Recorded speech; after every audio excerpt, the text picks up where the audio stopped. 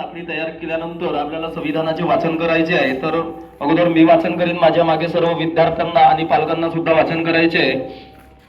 आम्ही भारताचे लोक, भारताचे एक सार्वभौम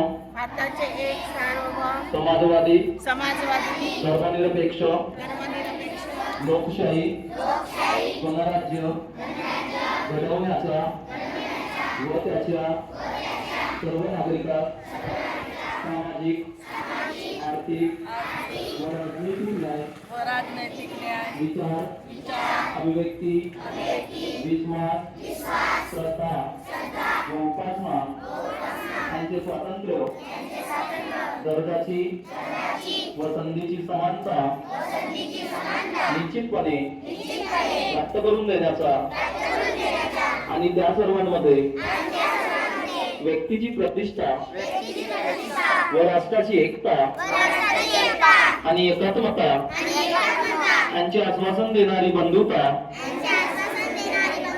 प्रवर्धित करण्याचा संकल्पपूर्वक निर्धार करून आमच्या संविधान सभेत आज दिनांक 26 नोव्हेंबर 1949 रोजी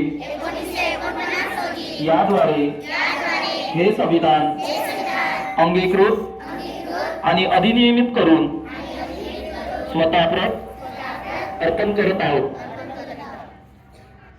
भारत माता की, भारत माता की।